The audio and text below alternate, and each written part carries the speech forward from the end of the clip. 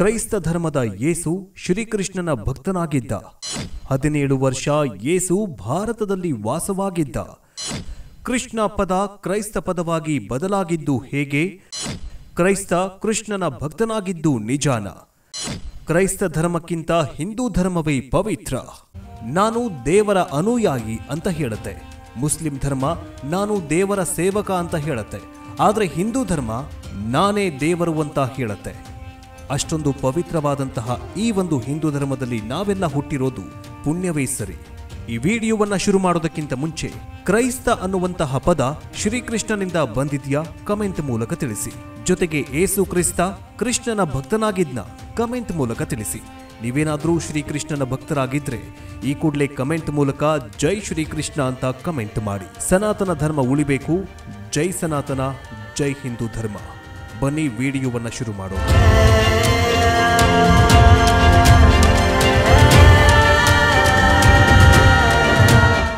ಸ್ನೇಹಿತರೆ, ನಾವು ಇಡೀ ವಿಶ್ವದಲ್ಲಿರೋ ಜನಸಂಖ್ಯೆಯನ್ನ ನೋಡಿದ್ರೆ ವಿಶ್ವದಲ್ಲಿರೋ ಜನಸಂಖ್ಯೆಯಲ್ಲಿ ಪ್ರತಿಶತ 30ರಷ್ಟು ಕ್ರಿಶ್ಚಿಯನರು ಇದ್ದಾರೆ. ಆದರೆ ವಿಕಿಪೀಡಿಯಾ ಲೇಖನದ ಪ್ರಕಾರ ಪ್ರಪಂಚದ ಒಟ್ಟು 8 ಶತಕೋಟಿ ಜನಸಂಖ್ಯೆಯಲ್ಲಿ 2.8 ಶತಕೋಟಿ ಜನಸಂಖ್ಯೆ ಕೇವಲ ಕ್ರೈಸ್ತರನ್ನ ಒಳಗೊಂಡಿದೆ ಅಂತ ಹೇಳುತ್ತೆ. ಇದು ಪ್ರಪಂಚದ ಪ್ರತಿಯೊಂದು ಮೂಲೆಯಲ್ಲಿಯೂ ಕೂಡ ಹರಡಿದೆ. ಇಡೀ ಪ್ರಪಂಚದಲ್ಲಿ ಕ್ರಿಶ್ಚಿಯನ್ ಧರ್ಮವು ಬಹುಪಾಲು ಅಸ್ತಿತ್ವದಲ್ಲಿದ್ರೆ ಕ್ರಿಶ್ಚಿಯನ್ ಧರ್ಮವು ಇಡೀ ಜಗತ್ತಲ್ಲಿ ಹೇಗೆ ವೇಗವಾಗಿ ಹರಡಿತು ಅನ್ನೋ ಪ್ರಶ್ನೆ ಬರೋದು ಸಹಜ. ವಾಸ್ತವವಾಗಿ ಕ್ರಿಶ್ಚಿಯನ್ ಧರ್ಮದ ಪ್ರಾರಂಭ ಮೊದಲ ಪೂರ್ವಾರ್ಧದಿಂದ ಅಂದ್ರೆ 4ನೇ ಶತಮಾನದವರೆಗೆ ಈ ಧಾರ್ಮಿಕ ಕ್ರಾಂತಿ ಅಂತ ಪರಿಗಣಿಸಲಾಗಿದೆ. ಕ್ರಿಶ್ಚಿಯನ್ ಧರ್ಮದ ಮೂಲವು ಅವರ ಪ್ರವಾದಿಯ ಜನನದಿಂದ ಬಂದಿದೆ ಅಂತ ನಂಬಲಾಗಿದೆ. ಅಂದ್ರೆ ಅವರ ಪ್ರವಾದಿ ಜೀಸಸ್ ಕ್ರೈಸ್ತ ಹುಟ್ಟಿದ ಮೇಲೆ ಕ್ರಿಶ್ಚಿಯನ್ ಧರ್ಮ ಶುರುವಾಯಿತು, ಅಂದ್ರೆ ಹುಟ್ಟಿಕೊಂಡಿತು ಅಂತ ಹೇಳಲಾಗುತ್ತೆ. ಇನ್ನೊಂದು ಪ್ರಶ್ನೆ ಮೂಡೋದು ಸಹಜ. ಜೀಸಸ್ ಕ್ರೈಸ್ತ ಕೃಷ್ಣನ ಭಕ್ತನಾಗಿದ್ರು. ಈ ಪ್ರಶ್ನೆ ಬೈಬಲ್ನಲ್ಲಿ ಯಾವುದೇ ಉಲ್ಲೇಖವಿಲ್ಲದೆ ಅದನ್ನ ಮರೆಮಾಚಲಾಗಿದೆಯಂತೆ. ಆದರೆ ಅನೇಕ ಬುದ್ಧಿಜೀವಿಗಳು ಏಸು ಕ್ರಿಸ್ತರು ಭಾರತದಲ್ಲಿ ಸುಮಾರು 17 ವರ್ಷಗಳ ಕಾಲ ವಾಸವಾಗಿದ್ರು ಮತ್ತು ಈ 17 ವರ್ಷಗಳಲ್ಲಿ ಭಾರತೀಯ ಧಾರ್ಮಿಕ ತತ್ವಶಾಸ್ತ್ರದ ಬಗ್ಗೆ ಜ್ಞಾನವನ್ನ ಪಡೆದುಕೊಂಡ್ರು ಅಂತ ನಂಬಲಾಗಿದೆ. ಇಲ್ಲಿನ ಸಂಸ್ಕೃತಿ ಎಷ್ಟರ ಮಟ್ಟಿಗೆ ಗಟ್ಟಿಯಾಗಿದೆ ಅಂತಂದ್ರೆ ಈ 17 ವರ್ಷಗಳಲ್ಲಿ ಅವರು ಭಾರತದಲ್ಲಿಯೇ ಇದ್ದು ಶ್ರೀಕೃಷ್ಣನನ್ನ ಪೂಜೆ ಮಾಡಿದ್ರು ಮತ್ತು ಬೈಬಲ್ನಲ್ಲಿ ಈ 17 ವರ್ಷಗಳ ಕಾಲ ಭಾರತದಲ್ಲಿ ಯೇಸು ಕ್ರಿಸ್ತ ವಾಸವಾಗಿದ್ದ ಅನ್ನೋದನ್ನ ಸ್ಕಿಪ್ ಮಾಡಲಾಗಿದೆ.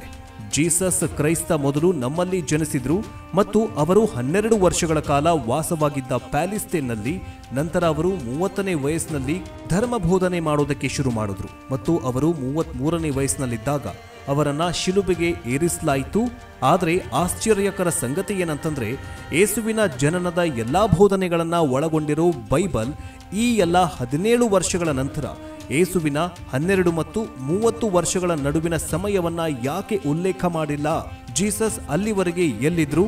ಯಾವ ಪುಸ್ತಕದಲ್ಲಿಯೂ ಕೂಡ ಈ ಒಂದು ವಿಷಯವನ್ನ ಉಲ್ಲೇಖ ಮಾಡಿಲ್ಲ. ಆದರೆ ಅನೇಕ ವಿದ್ವಾಂಸರು ತಮ್ಮ ಪುಸ್ತಕಗಳಲ್ಲಿ ಮತ್ತು ಧಾರ್ಮಿಕ ಬರಹಗಳಲ್ಲಿ ಏಸು 17 ವರ್ಷಗಳವರೆಗೆ ಭಾರತದಲ್ಲಿಯೇ ಇದ್ರು ಅಂತ ಹೇಳಲು ಕಾರಣವೂ ಇದೆ. ಈತನ ಮಧ್ಯೆ ಇವರು ಇಲ್ಲಿ ಹಿಂದೂ ಧರ್ಮ, ಸನಾತನ ಧರ್ಮ, ಸನಾತನ ಸಂಸ್ಕೃತಿ ಮತ್ತು ಯೋಗ ತತ್ವಶಾಸ್ತ್ರವನ್ನ ಅಧ್ಯಯನ ಮಾಡಿದ್ರು ಅಂತ ಹೇಳಲಾಗುತ್ತೆ. ಅದೇ ಸಮಯದಲ್ಲಿ ಅಂದರೆ 17 ವರ್ಷಗಳವರೆಗೆ ಶ್ರೀಕೃಷ್ಣನ ಭಕ್ತರಾಗಿದ್ರು ಏಸು ಕ್ರೈಸ್ತ. ಆದರೆ ಜೀಸಸ್ ಭಾರತದಲ್ಲಿ ಉಳಿದುಕೊಂಡ್ರು ಎಂಬ ಅಂಶವನ್ನ ಕ್ರಿಶ್ಚಿಯನ್ ಜನರು ಇಂದಿಗೂ ಕೂಡ ನಂಬೋದಿಲ್ಲ. ಅದರ ಹಿಂದಿನ ಸತ್ಯ ಈ ವಿಡಿಯೋವನ್ನ ನಿಮಗೆ ಹೇಳಿಕೊಡ್ತೀವಿ. ಯಾಕೆ ಏಸು ಕ್ರಿಸ್ತ 17 ವರ್ಷಗಳ ನಂತರ ಎಲ್ಲಿ ಹೋಗಿದ್ದ? ಭಾರತದಲ್ಲಿ ಉಳಿದುಕೊಂಡಿರುವಂತಹ ವಿಷಯವನ್ನ ಯಾಕೆ ಕ್ರೈಸ್ತ ಧರ್ಮ ಮರೆಮಾಚಿತು? ಬೈಬಲ್ ಗ್ರಂಥದಲ್ಲಿ ಈ 17 ವರ್ಷಗಳ ರಹಸ್ಯವನ್ನ ಯಾಕೆ ಬರೆಯಲಿಲ್ಲ? ಈ ಎಲ್ಲ ಪ್ರಶ್ನೆಗಳಿಗೆ ಉತ್ತರವನ್ನ ಈ ವಿಡಿಯೋದಲ್ಲಿ ಸಂಪೂರ್ಣವಾಗಿ ಕೊಡ್ತೀವಿ. ನೀವೇನಾದ್ರೂ ಶ್ರೀಕೃಷ್ಣನ ಭಕ್ತರಾಗಿದ್ರೆ ಜೈ ಶ್ರೀಕೃಷ್ಣ ಅಂತ ಕಮೆಂಟ್ ಮಾಡಿ. ಜೊತೆಗೆ ನಿಮಗೇನನ್ಸುತ್ತೆ? 17 ವರ್ಷಗಳ ಕಾಲ ಕ್ರೈಸ್ತ ಧರ್ಮದ ಏಸು ಭಾರತದಲ್ಲಿ 17 ವರ್ಷಗಳ ಕಾಲ ಸನಾತನ ಧರ್ಮ, ಹಿಂದೂ ಧರ್ಮ, ಯೋಗ ತತ್ವಶಾಸ್ತ್ರವನ್ನ ಅಧ್ಯಯನ ಮಾಡೋದಕ್ಕೆ ಬಂದಿದ್ರಲ್ಲ. ಜೊತೆಗೆ ಏಸು ಕ್ರಿಸ್ತ ಕೃಷ್ಣನ ಭಕ್ತರಾಗಿದ್ರ ಅನ್ನೋದನ್ನ ಕಮೆಂಟ್ ಮೂಲಕ ತಿಳಿಸಿ. ಯೇಸುವಿನ 12 ಮತ್ತು 30 ವರ್ಷಗಳ ನಡುವಿನ ಅವಧಿಯ ಬಗ್ಗೆ ಯಾಕೆ ಉಲ್ಲೇಖವಾಗಿಲ್ಲ ಅನ್ನೋ ಪ್ರಶ್ನೆ ಮೂಡುವುದು ಸಹಜ. ಜೀಸಸ್ ಕ್ರೈಸ್ತ 17 ವರ್ಷಗಳ ಕಾಲ ಭಾರತದಲ್ಲಿ ವಾಸವಾಗಿದ್ರು ಅನ್ನೋದು ನಿಜವಾಗಿದ್ರೆ ಬಹುಶಃ ಯೇಸು ಕ್ರಿಸ್ತನು ಶ್ರೀಕೃಷ್ಣನ ಭಕ್ತರಾಗಿರಬಹುದು ಅನ್ನೋದು ಕೂಡ ಅಷ್ಟೇ ಸತ್ಯವಾಗಿದೆ. 30ನೇ ವಯಸ್ಸಿನಲ್ಲಿ ಅವರು ದೀಕ್ಷೆಯ ನಂತರ 29 ADಯಲ್ಲಿ ಜೀಸಸ್ ಜೆರುಸಲೇಮನ್ನ ತಲುಪಿದ್ರು. ಅಲ್ಲಿ ಅವರನ್ನ ಶಿಕ್ಷಿಸಲು ಯೋಹಾನ್ನ ಅವರನ್ನ ದೀಕ್ಷೆಯನ್ನ ಪಡೆದ್ರು. ಅವರು 33 ವರ್ಷ ವಯಸ್ಸಿನಲ್ಲಿದ್ದಾಗ ವಿರೋಧಿಗಳಿಂದ ಅವರು ಶಿಲುಬೆಗೆ ಏರಿಸಲಾಯಿತು. ಜೀಸಸ್ ಭಾನುವಾರ ಜೆರುಸಲೇಮನ್ನ ಪ್ರವೇಶಿಸ್ತಾರೆ. ಆ ದಿನವನ್ನ ಅಂದ್ರೆ ಶುಕ್ರವಾರವನ್ನ ಫಾರ್ಮ್ ಸಂಡೇ ಅಂತ ಕರೆಯಲಾಗುತ್ತೆ. ಆದ್ದರಿಂದ ಇದನ್ನ ಶುಭ ಶುಕ್ರವಾರ ಅಂತ ಕರೆಯಲಾಗುತ್ತೆ ಮತ್ತು ಭಾನುವಾರದಂದು ಮೇರಿ ಮೇಕ್ ಅಂತ ಹೆಸರನ್ನ ಕರೆಯಲಾಗುತ್ತೆ. ಇನ್ನು ಇವರ ಸಮಾಧಿಯ ಬಳಿ ಜೀವಂತವಾಗಿ ನೋಡಿದ ಈ ಘಟನೆಯನ್ನ ಪೂರ್ವಜರು ಆಚರಣೆ ಮಾಡ್ಕೊಂಡು ಬಂದಿದ್ದಾರೆ ಈ ಒಂದು ಸಂಡೆಯನ್ನ. ಅದರ ನಂತರ ಈ ಮಂಗಳಕರ ವ್ಯಕ್ತಿಯನ್ನ ಯಹೂದಿ ಅಂಪೈರ್ಸ್ನಲ್ಲಿ ನೋಡ್ಲೇ ಇಲ್ಲ. ಆದರೂ ಎಲ್ಲರ ಬಗ್ಗೆ ಅನೇಕ ರೀತಿಯ ಕಥೆಗಳು ಹೇಳಲಾಗುತ್ತೆ. ಅನೇಕ ವಿದ್ವಾಂಸರು ತಮ್ಮ ಪುಸ್ತಕಗಳಲ್ಲಿ 1869ರಲ್ಲಿ ಯೂಯಿಸ್ ಗೊಕಾಲಿಯಾಟ್ ಅವರು ಯೇಸು ಕ್ರಿಸ್ತ ಭಾರತಕ್ಕೆ ಬಂದಿದ್ದು ಸುಳ್ಳು ಅಂತ ಹೇಳ್ತಾರೆ. ಆದರೆ 1869ರಲ್ಲಿ ಜೀಸಸ್ ಕ್ರಿಸ್ತನ ಲೂಯಿಸ್ ಒಂದೇ ಬರಹವನ್ನ ಬರೆದಿದ್ದಾರೆ. ಫ್ರಾನ್ಸ್ನ ಜಾಕ್ವೆಲಿಯನ್ ಅವರು ತಮ್ಮ ಪುಸ್ತಕದಲ್ಲಿ ಕೃಷ್ಣ ಮತ್ತು ಕ್ರಿಸ್ತ ಬಗ್ಗೆ ತುಲನಾತ್ಮಕ ಅಧ್ಯಯನವನ್ನ ಮಾಡಿದಾಗ ಕ್ರೈಸ್ತ ಪದ ಬಂದಿರೋದು ಕೃಷ್ಣ ಅನ್ನುವಂತಹ ಪದದಿಂದ ಅಂತ ಹೇಳಿದ್ದಾರೆ. ಇದು ಎಲ್ಲವೂ ಕೂಡ ಅಧ್ಯಯನ ಮಾಡಿದ ನಂತರ ಕ್ರೈಸ್ತ ಪದ ಬರೋದಕ್ಕೆ ಹಿಂದಿನ ಕಾರಣ ಕೃಷ್ಣ ಅಂತ ಹೇಳಲಾಗುತ್ತೆ. ಇನ್ನು ಲೇವಿಸ್ ವಿಜ್ಞಾನಿಯ ಪ್ರಕಾರ ಮತ್ತು ಪ್ರಾಚೀನ ಹಂಸ ಪುಸ್ತಕವನ್ನ ಆಧರಿಸಿ ನೋಡಿದಾಗ ಜೀಸಸ್ ಕ್ರೈಸ್ತ ಭಾರತಕ್ಕೆ ಭೇಟಿ ನೀಡಿದ್ರು. ಅವರು ಭಾರತದಲ್ಲಿ ಕೆಲವು ದಿನಗಳ ಕಾಲ ವಾಸವಾಗಿದ್ರು. ಭಾರತದಲ್ಲಿರೋ ಜಗನ್ನಾಥ ದೇವಾಲಯದಲ್ಲಿ ಉಳಿದುಕೊಂಡಿದ್ರು. ಬೌದ್ಧ ಧರ್ಮದ ಆಶ್ರಯದಲ್ಲಿ ಅವರು ಹಿಂದೂ ಸನಾತನ ಧರ್ಮವನ್ನ ಅಧ್ಯಯನ ಮಾಡಿದ್ರು ಅಂತ ಈ ಪುಸ್ತಕದಲ್ಲಿ ವಿವರಿಸಲಾಗಿದೆ. ಇನ್ನು ಯೇಸು ಕ್ರಿಸ್ತ 13ರಿಂದ 29 ವಯಸ್ಸಿನವರೆಗೆ ಭಾರತದಲ್ಲೇ ಇದ್ದರು. 1887ರಲ್ಲಿ ನಿಕೋಲಸ್ ನೇತಾ ಬೀಚ್ ಅವರು ತಮ್ಮ ಜೀಸಸ್ ಕ್ರೈಸ್ತ ಎಂಬ ಪುಸ್ತಕದಲ್ಲಿ ಬರೆದಿದ್ದಾರೆ. ಭಾರತದಲ್ಲಿ ಸುಮಾರು 17ರಿಂದ 18 ವರ್ಷಗಳು ಅಂದ್ರೆ ಅವರು ವಯಸ್ಸಿನ 13 ವರ್ಷದಿಂದ 30 ವರ್ಷದವರೆಗೆ ಭಾರತದಲ್ಲಿ 18 ವರ್ಷಗಳ ಕಾಲ ಪ್ರಾಚೀನ ವ್ಯಾಪಾರ ಮಾರ್ಗದ ಮೂಲಕ ಬಂದರು. ಅವರು ಕಾಶ್ಮೀರ ಮತ್ತು ಕೆಂಪು ಲಡಾಖ್ನಲ್ಲಿರುವ ಬೌದ್ಧ ಮತ್ತು ಬೌದ್ಧ ಆಶ್ರಮಗಳಲ್ಲಿ ನೆಲೆಸಿರುವ ಮೂಲಕ ಆಧ್ಯಾತ್ಮಿಕ ಜಗತ್ತನ್ನ ಆಳವಾಗಿ ಅಧ್ಯಯನ ಮಾಡಿದ್ರು. ಜೊತೆಗೆ ಇದೇ ಸಂದರ್ಭದಲ್ಲಿ ಭಾರತಕ್ಕೆ ಭೇಟಿ ನೀಡಿದಾಗ ಅಲ್ಲಿ ಸಂಪೂರ್ಣವಾಗಿ ಅಧ್ಯಯನ ಮಾಡಿದ್ರು ಅಂತ ಹೇಳಲಾಗುತ್ತೆ. ಇನ್ನು ಅಧ್ಯಯನ ಮಾಡಿದ ನಂತರ ಯೇಸು ಕ್ರಿಸ್ತ ಮತ್ತೆ ಪಾಶ್ಚಿಮಾತ್ಯ ರಾಷ್ಟ್ರಕ್ಕೆ ಹೋಗಿ 31ನೇ ವಯಸ್ಸಿನಲ್ಲಿ ಅವರನ್ನ 30ನೇ ವಯಸ್ಸಿನಲ್ಲಿ ಶಿಲುಬೆಗೆ ಏರಿಸಲಾಯಿತು ಅಂತ ಹೇಳಲಾಗಿದೆ. ಇನ್ನು Swami Paramahansa Yogananda the second coming of Christ the reduction of Christ within ಎಂಬ ಪುಸ್ತಕ ಪ್ರವಾದಿ ಜೀಸಸ್ ಭಾರತದಲ್ಲಿ ಅನೇಕ ವರ್ಷಗಳ ಕಾಲ ವಾಸವಾಗಿದ್ರು ಅಂತ ಹೇಳುತ್ತೆ. ಇಲ್ಲಿ ಯೋಗ ಮತ್ತು ಧ್ಯಾನದ ಪುಸ್ತಕದಲ್ಲಿ 13ರಿಂದ 30 ವರ್ಷಗಳ ನಡುವೆ ಅವರ ಜೀವನದಲ್ಲಿ ಯೇಸು ಅಂತ ಹೇಳಲಾಗಿದೆ. ಕ್ರೈಸ್ತ ಭಾರತೀಯ ತತ್ವಶಾಸ್ತ್ರ ಮತ್ತು ಯೋಗವನ್ನ ಆಳವಾಗಿ ಅಧ್ಯಯನ ಮಾಡಿದ್ರು. ಎಲ್ಲ ಸಂಶೋಧನೆಯ ಬಗ್ಗೆ ಈ ಒಂದು ಪುಸ್ತಕದಲ್ಲಿ ಅಂದ್ರೆ ಲಾಸ್ ಏಂಜಲೀಸ್ ಟೈಮ್ಸ್ ಮತ್ತು ದಿ ಗಾರ್ಡಿಯನ್ನಲ್ಲಿ ಪ್ರಕಟಿಸಲಾಗಿದೆ ಅಂತ ಹೇಳಲಾಗಿದೆ. ಮಿತ್ರರೇ, ಇದು ಸ್ವಾಮೀಜಿಯವರ ಪುಸ್ತಕಕ್ಕೆ ಸಂಬಂಧಿಸಿದಂತೆ ಪ್ರಕಟವಾಗಿದೆ. ಇಂತಾಮಂ ಪುಸ್ತಕ ಮತ್ತು ವಿದ್ವಾಂಸರು ಬರೆದಿರುವಂತಹ ಬರಹಗಳಿಂದ ಪರಮಹಂಸರು ಬರೆದಿರುವಂತಹ ಪುಸ್ತಕದಲ್ಲಿ 13ರಿಂದ 30 ವರ್ಷಗಳವರೆಗೆ ಭಾರತದಲ್ಲಿ ಯೇಸುಕ್ರಿಸ್ತ ವಾಸವಾಗಿದ್ರು ಅಂತ ಹೇಳಲಾಗಿದೆ.